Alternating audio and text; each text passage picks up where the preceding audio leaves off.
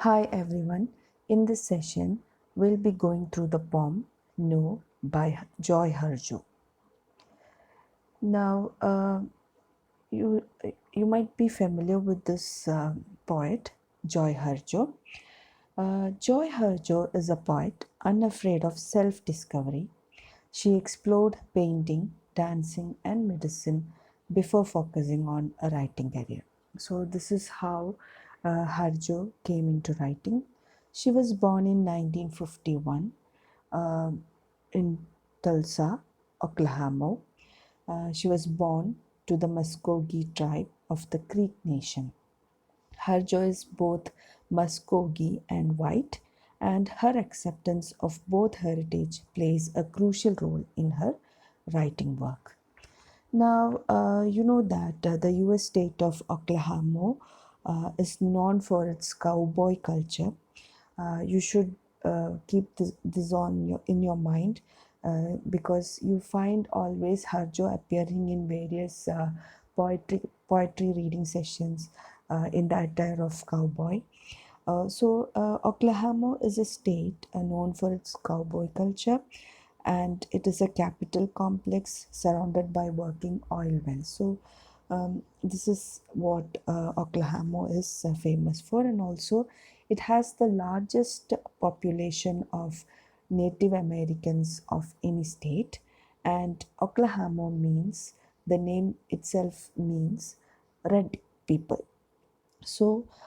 You must remember Oklahoma is a place where uh, in USA it is a place where the largest population of North Americans are found. Now she belongs to Muskogee Creek Nation. Now, Muskogee means it is one of the federally recognized Native American tribe based in the United States of United States of Oklahoma. Okay, and historically they were often referred to as one of the five civilized tribes of the American Southeast. I repeat, this is historically they were referred to as one of the five civilized tribes of the American Southeast. Okay, Muskogee is a very important uh, uh, tribe or Native American tribe, and she belongs to that uh, nation, that is Muskogee nation or ancestry. Now, as I said in the beginning, she is both Muskogee and white, which means her ancestry belongs to Muskogee Creek, Cherokee, French, and Irish ancestry. Then she is a lifelong music lover who plays jazz, saxophone, and enjoys community storm dances. She is a music lover. That's why we call her as a poet, a musician, and an author. And apart from that, her poetry preserves her Native American background while integrating aspects of the mainstream American culture in which she was also raised to create a unique poignant voice. So always she preserved her Native American background in her poetry. Then she earned her BA in creative writing from the University of New Mexico in 1976 and MFA from the University of Iowa in 1978, followed by cinema study at the College of Santa Fe in 1982. Then, besides teaching at the universities of Arizona, Colorado, New Mexico, and Montana, she has served as Native American consultant for Native American Broadcasting and the National Indian Youth Council, and also served as the director of the National Association of Third World Writers. Then, apart from that, she is the first Native American United States Poet Laureate. And she became the Poet Laureate in 2019 and continued that position in even in 2020 as well. Okay, so in that sense, she is an important figure in the second wave of the literary Native American Renaissance of the late 20th century. Now, let's have a short look at her major books or major works. Some of her important works are An American Sunrise, which was published in 2019, Conflict Resolution of Holy uh, Beings, which was published in 2015. This was shortlisted for the International Griffin Poetry Prize. Then another important work is How We Became Human, uh, New and Selected Poems 1975 to 2002, and that was published in 2004. And another important work is She Had Some Horses, which was published in 1983 and reissued in 2008. Here, Harjo incorporates prayer chants and animal imagery, achieving spiritually resonant effects. So, this is how she wrote this work, and in this work, you could find nature is central in her work. In almost all her works, nature is central. Then, prose poetry collection. Another important work is a prose poetry collection, that is Secrets from the Center of the World, which was published in 1989. And this work features color photographs of the southwest landscape accompanying Harjo's poems. Harjo's work is also deeply concerned with politics, tradition, remembrance, and transformational aspects of poetry. Then the next work is Mad Love and War, which was published in 1990. And this relates various acts and violence, including the murder of an Indian leader, and attempts to deny Harjo her heritage, explores the difficulties indigenous peoples face in modern American society. And the second half of this book frequently emphasizes personal relationships and change. Then another important work is Crazy Brave. This is a memoir published in 2012, and this won American Book Award and 2013 Penn Center USA Prize for Creative Nonfiction. So, in an interview, she discussed the meaning of her last name, joyharjo. Harjo means, according to her, it is so brave you are crazy. So brave you are crazy. That is the meaning of her last name.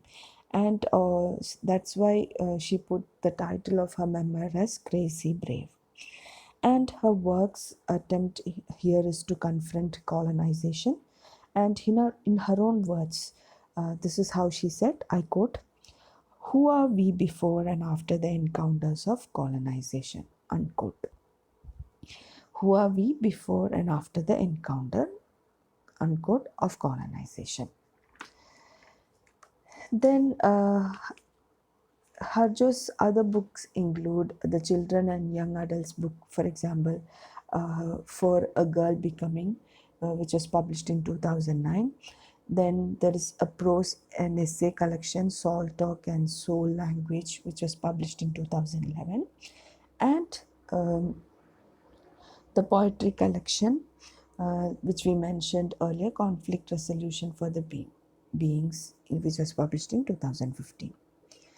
And apart from that, Harjo's first volume of poetry was published in 1975 as a 9-poem chapbook titled, what was the title? The Last Song. Okay, this was her first collection of poetry, and this work reveal Harjo's remarkable power and insight into the fragmented history of indigenous people, that is Native Americans. And in that collection, some of her very famous poems are 3 a.m. and What Moon Drove Me to This. What Moon Drove Me to This, and this was published in 1980, this poem. Okay. Then, in short, we can say that Harjo's collection of poetry and prose record that search for freedom, that is, the freedom of the indigenous people and self actualization. And she is consistently praised for the depth and thematic concerns in her writing, and thus she has emerged as a major figure in contemporary American poetry with a unique style. Harjo's work is often set in the Southwest and emphasizes the plight of the individual and reflects Greek values, myths, and beliefs. Her composition has universal relevance as well. Then, apart from that, she is a feminist writer and a poet. Okay, so being a feminist writer and poet, Joy Harjo relishes the role of historicist as well. That is, historicist means a form of storytelling that recaptures lost elements of history. Okay, then, like other native writers, she strives for imagery that exists outside the bounds of white stereotypes. So, in almost all her poetry, you find her giving voice uh, for her native people, or she often portrayed their struggle, their pain, and their need or their dreams, etc., in her poetry. Then, as a force of the Native American Renaissance, she speaks the pain and rage of the Indian who lacks full integration into society. Then, her poems resonate with the journeys and migrations of the natives. Her characters compact the cultural displacement that fragments lives and promotes killing silence. And in her writing, she frequently incorporates indigenous myths, symbols, and values in her writing. And the term, the word and the term Native American Renaissance was coined by critic Kenneth Lincoln in his 1983 book. Okay, Native American Renaissance. Kenneth Lincoln, coined this term Native American Renaissance. So, what we find in her writing is that she frequently incorporates indigenous myths, symbols, and values into her writing. In her poetry, inhabits landscapes, that is mainly the southwest, southeast, also Alaska and Hawaii.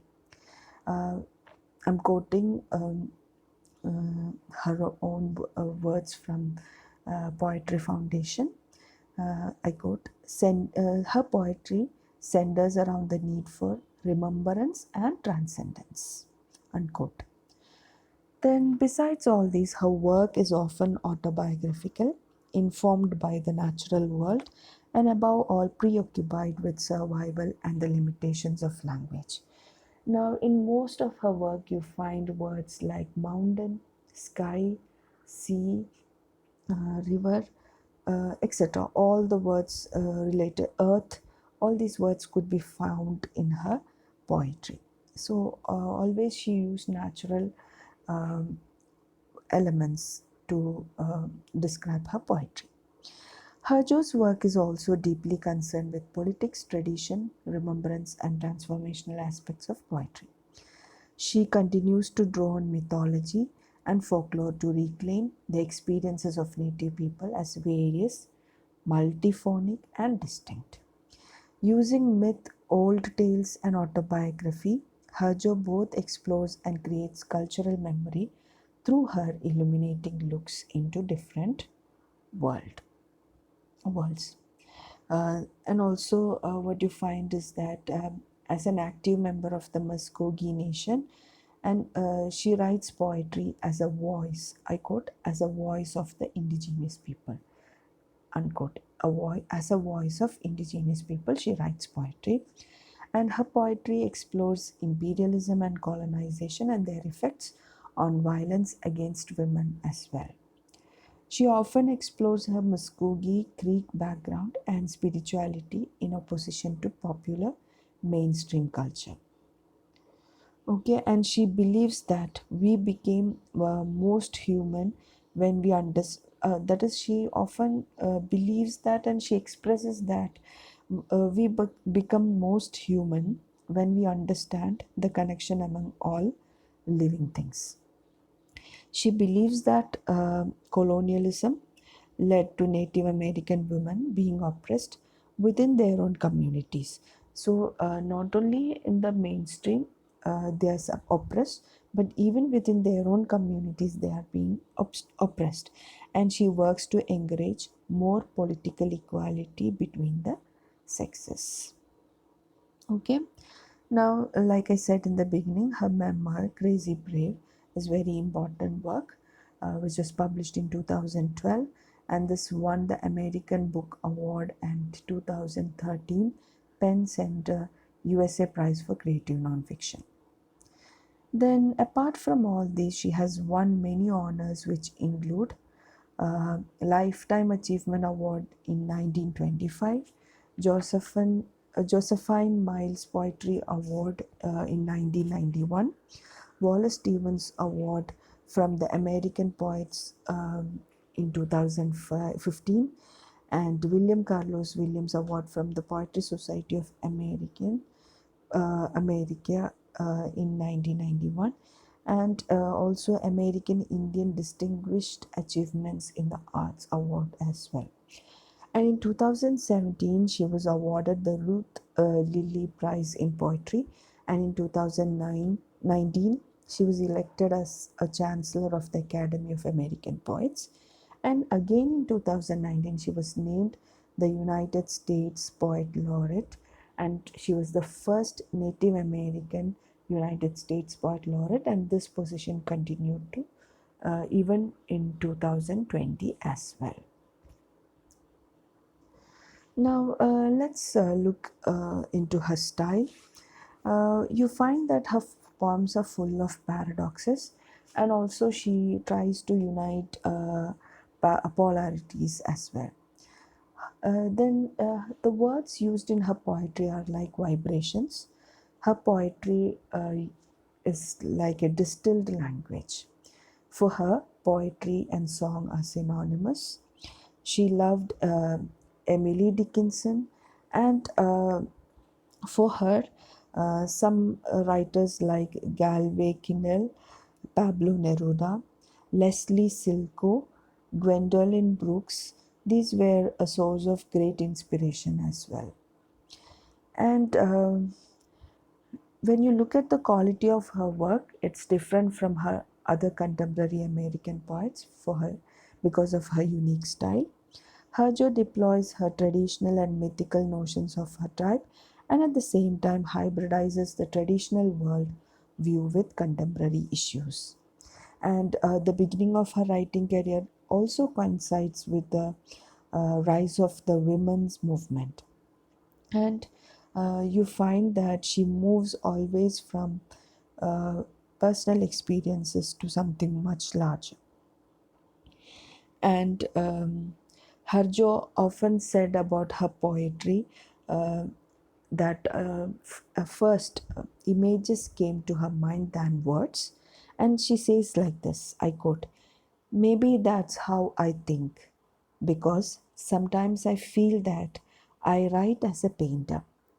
It's almost as if I paint the poem, unquote. So, this is how she talked about her way of writing poetry. That is, for her, rather than words, images came to her mind first, and she think as a painter to write her poetry, and she says that she paint the poem. Okay. Now let's have a look at the poem. Uh, no. Now, what is the literal meaning of no? It could be no means when do we use no? We use it in a negative sense, as if a denial, an opposition, or rejection. etc. Okay, when we are having a strong disagreement, we say no. Now, what is she trying to portray in this poem? Let's see. Now, this is how the poem begins. Yes, that was me you saw shaking with bravery, with a government issued rifle on my back.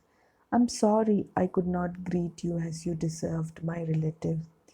They were not my tears. I have a reservoir inside. They will be cried by my sons, my daughters, if I can't learn how to turn tears to stone. Yes, that was me standing at the back door of the house in the alley with fresh corn and bread for the neighbors.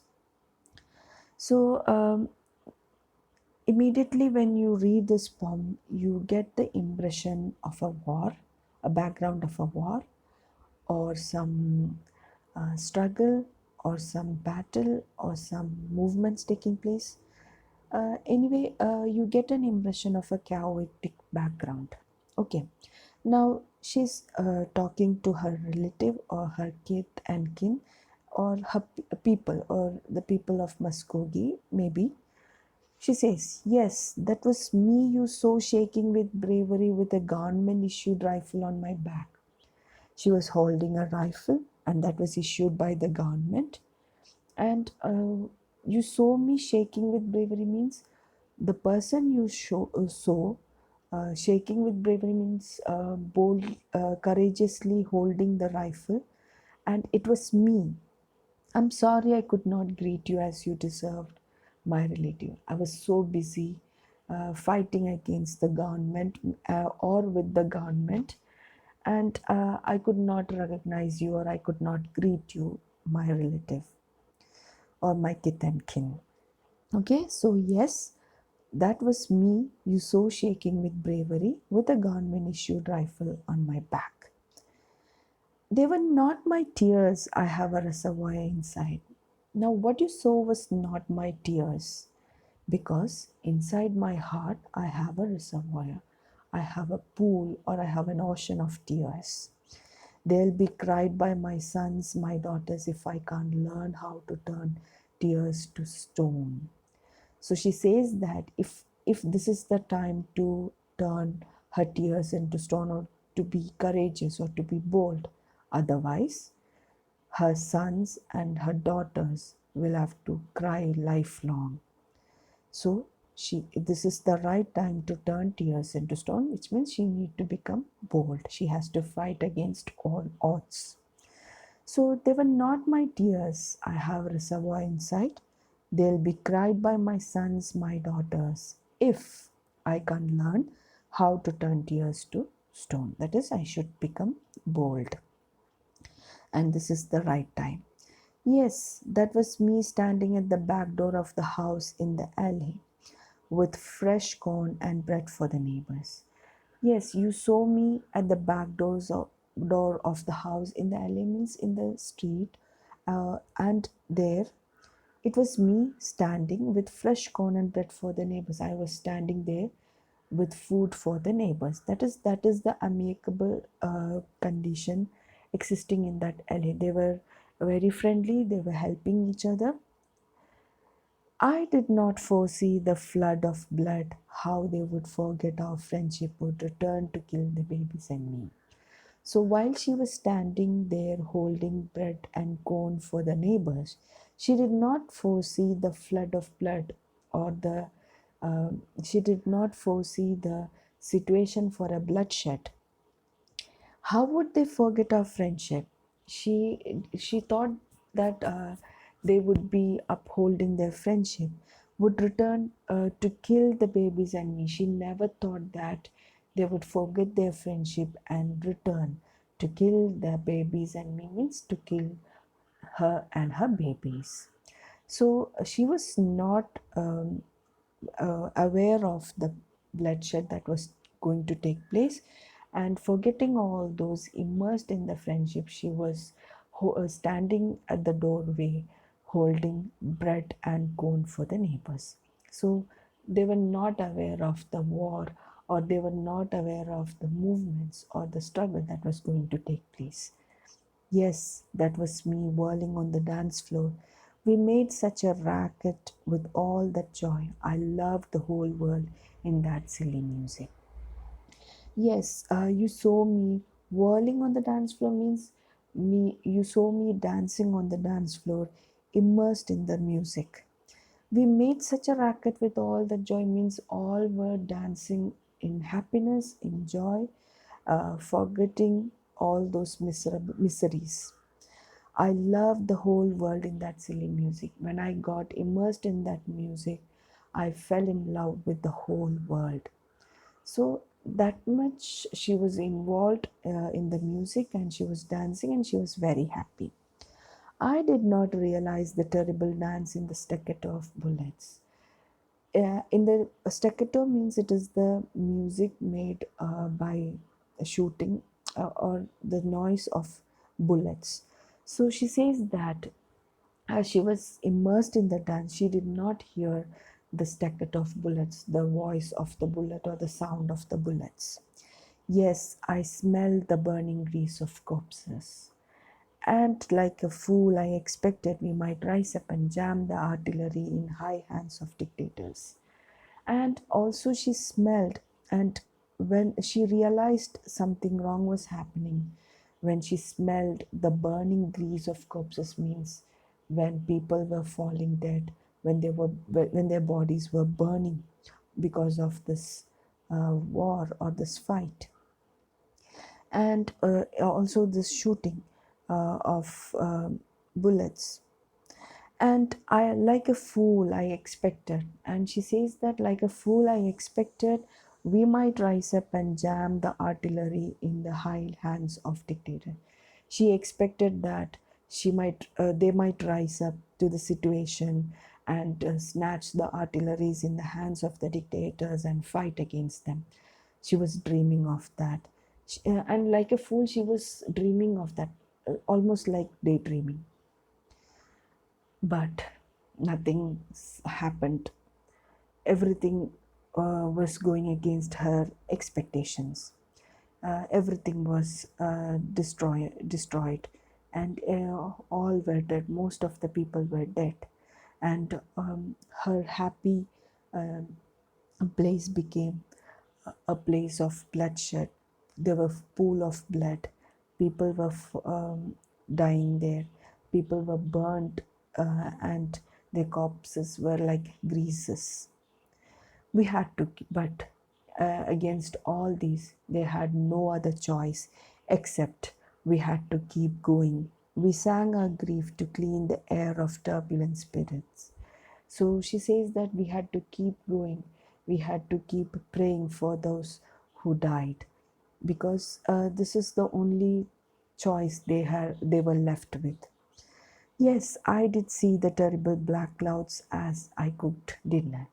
She says that she was witnessing, or she was seeing the terrible black clouds. That means something, the atmosphere also was turning dark because something bad was happening in their life, and the messages of the dying there spelled there in the ashy sunset. And she could find so many letters written by the dying people, and she got it from the ashy sunset. And she says that everyone addressed mother.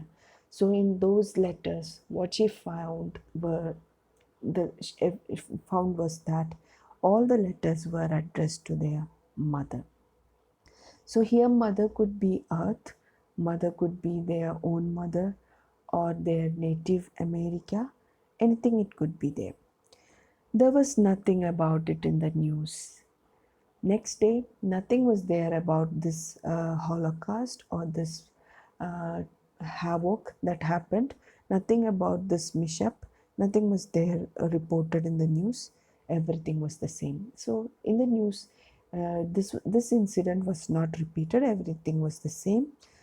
As usual, unemployment was up. Another queen crowned with flowers. Then there were the sports school. So, as usual, the news went on. First, they reported about unemployment, which was rising up, then about the crowning of a queen, and then finally, the news ended with the report of the scores of sports events. So all these were reported in the news, but the incident that took place a while ago in their place was not reported. So people were not at all concerned about what was happening in their place. Yes, the distance was great between your country and mine.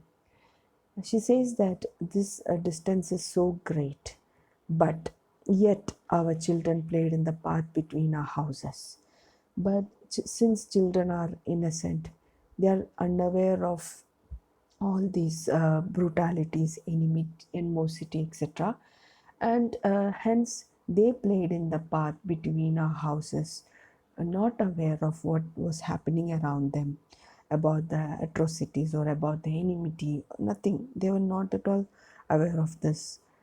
And she says, and she ends the poem by saying, "No, we had no quarrel with each other." And she says that, no, never ever we had quarrel with each other. That is, she wants to believe that still there was no quarrel between them were taking place, nothing were taking place. Everything was in peace. That is what she wants to believe. Yeah, so this is how the poem ends. Yes, the distance was great between your country and mine, yet our children played in the path between our houses. No, we had no quarrel with each other. So inside their heart, there is no point for quarrel or no point for fight. They don't have a wish to fight. They want to establish peace. They want to establish equality. But this is not happening from the other side. So this ends on a positive note that whatever happened to them, they are not having any kind of animosity towards the whites or the what to say mainstream culture or the oppressors, etc. So, on the whole, when you read this poem, you find that she's talking about a background, about some kind of war. War, it could be a political war, or it could be a war within their community, um, or it could be war between one inside oneself. So, in this poem, the important themes which you find here is wars, associations of death, and dismemberment, and their attendant consequences could be found in this poetry. And the same themes could be found in her other poetry as well. And the war depicted in her poetry take place on political levels as well as on the level of personal, represented in social conflict or in conflict with the self. So this poem, maybe you can connect this poem with her uh, community as well. That is Muskogee Creek Nation. They were struggling so much for their rights, basic rights, and she has been witnessing this from her very childhood itself. And always they had to face a lot.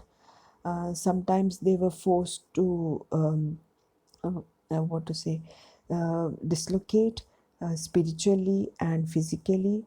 Sometimes they were destroyed completely, and she was seeing this from her childhood itself, and her aim is to voice against this and to establish peace, at least through her poetry. Then here, Harjo's poetic work focuses on both the physicality and the spirituality of loss, and growth in loss is in an act of witness. So actually, here she is trying to focus both the physicality and the spirituality of loss and growth in loss. That is, once we lose, we become more strong to fight against all odds. And that is what she is trying to do through this poem. And she echoes not only destruction but also the discovery about the self and the things that are no more. Okay. Also trying to echo not only destruction but discovery about the self and the things that are no more. For her, poetry is a house for the spirit, and her aim through her poetry was to find peace in the world despite the atrocities around her, and that's what she's trying to talk about even in this poem as well. Now, in an interview, she referred to her poetry as a prayer of continuance. Because it's a process in which one has opened oneself up to the creator. So for her, poetry is a house for the spirit, and also it is a prayer of continuance. And she recreates through her poem an imaginary world without colonialism. So you can read this poem as a political war, or a social conflict, or a conflict with the self, or even it is against colonialism.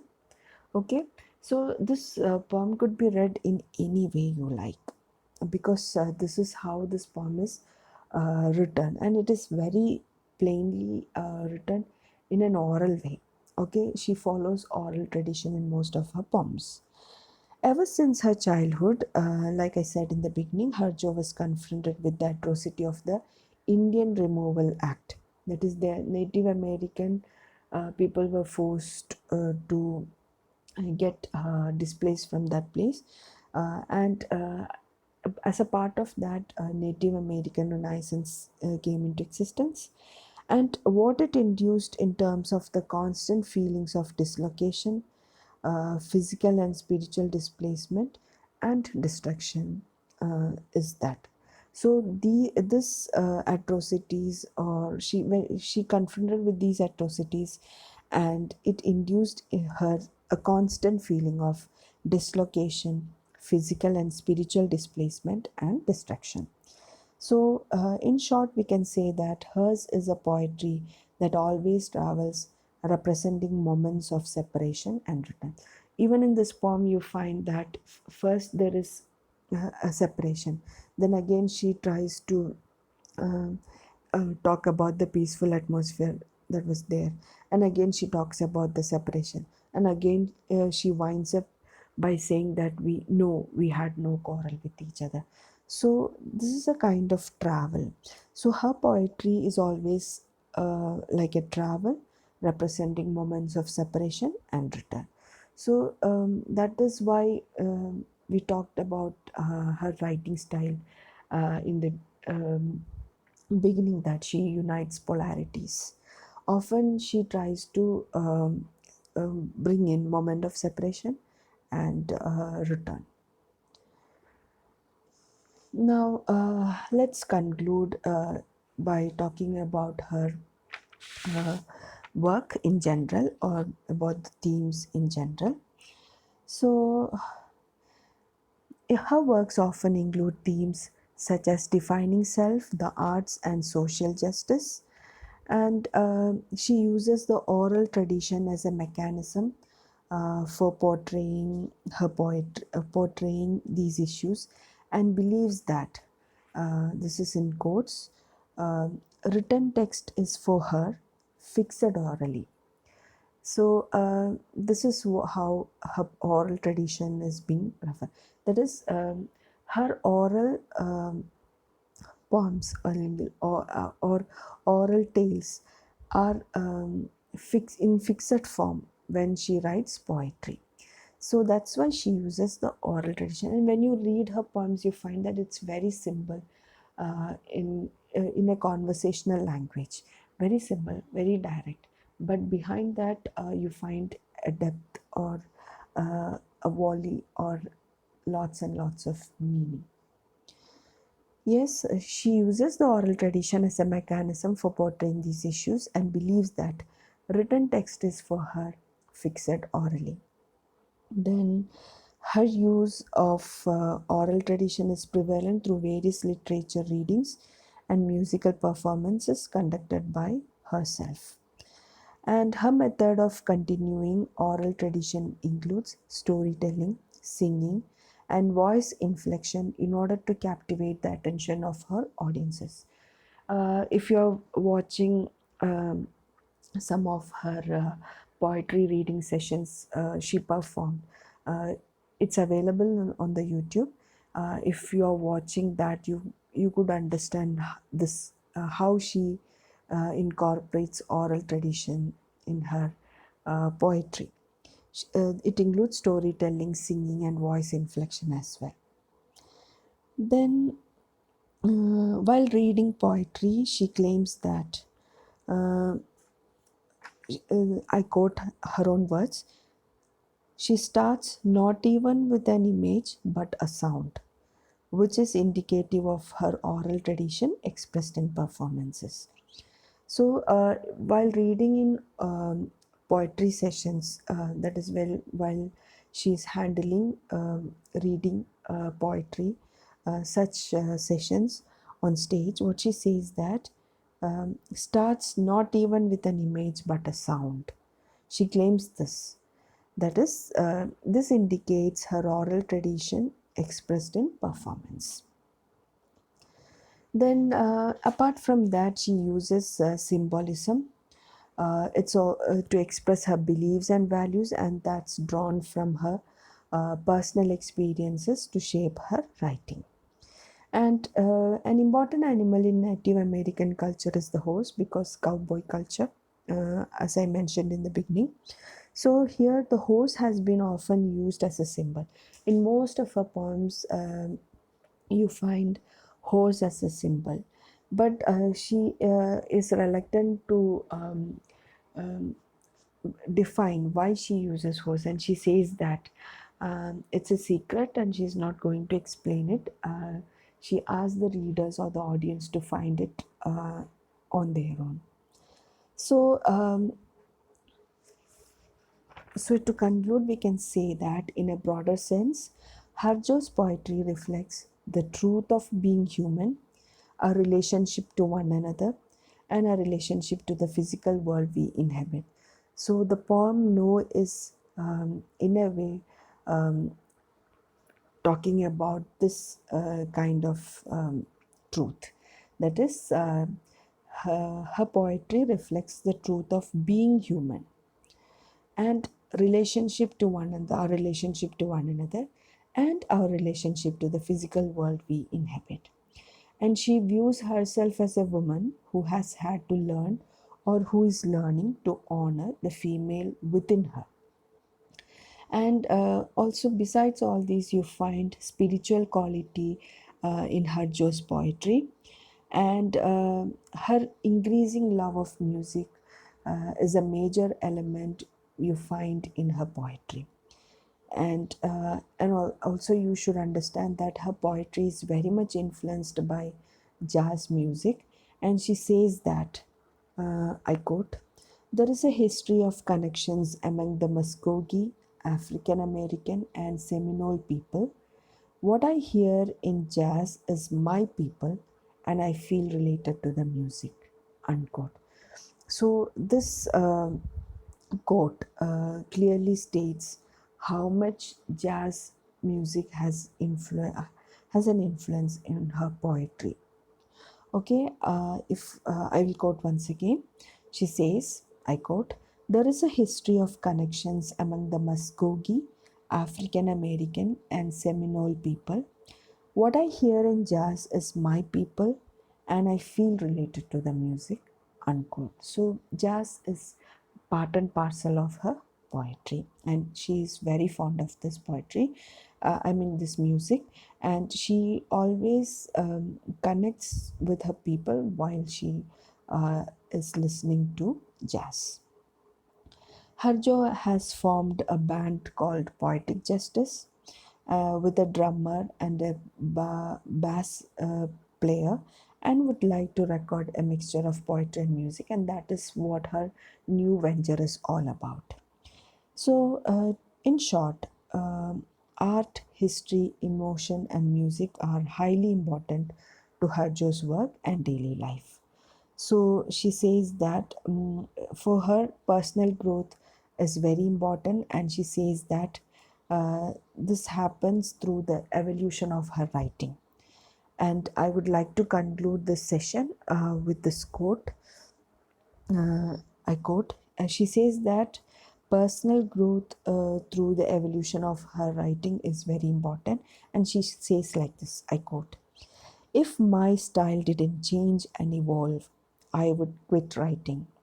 Poetry is reciprocal.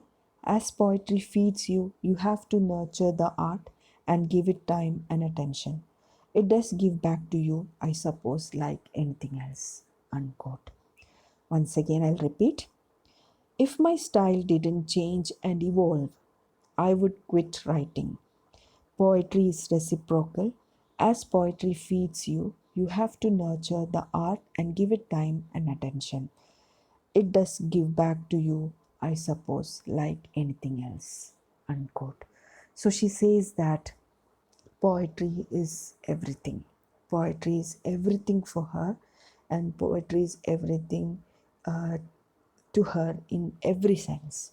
So she considers poetry as a vehicle where she can express whatever she wants. She can spill her heart out. So that is what she is trying to say through this, through her works. And she's a very interesting poet.